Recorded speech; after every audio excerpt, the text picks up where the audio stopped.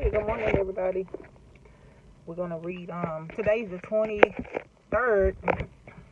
Put my glasses on so I can read. We're gonna read Genesis. It's May the 23rd, 2019. We're reading Genesis chapter 28, and we'll read verses 10 through 22 today.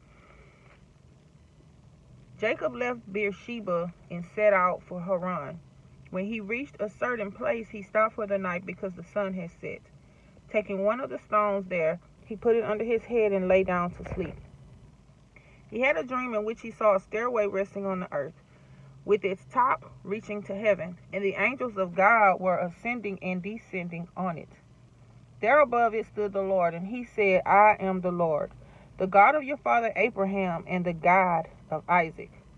I will give you and your descendants the land on which you are lying. Your descendants will be like the dust on the earth, and you will spread out to the west and to the east, to the north and to the south. All peoples on earth will be blessed through you and your offspring.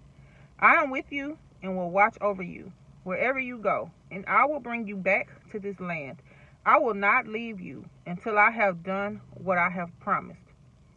When Jacob awoke from his sleep, he thought, surely the Lord is in this place, and I was not aware of it. He was afraid and said, how awesome is this place! This is none other than the house of God. This is the gate of heaven.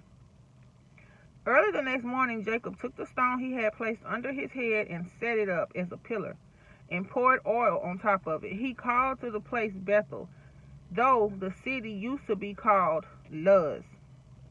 Then Jacob made a vow, saying, if God will be with me and will watch over me on this journey I am taking, and will give me food to eat and clothes to wear, so that I return safely to my father's household, then the Lord will be my God.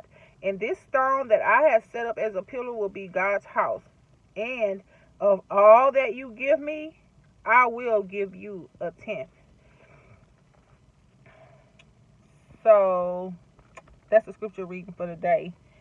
Now, whether Jacob was bargaining or pledging, God blessed him, but God also had some difficult lessons for Jacob to learn. And in the scripture, Bethel, what was I gonna say?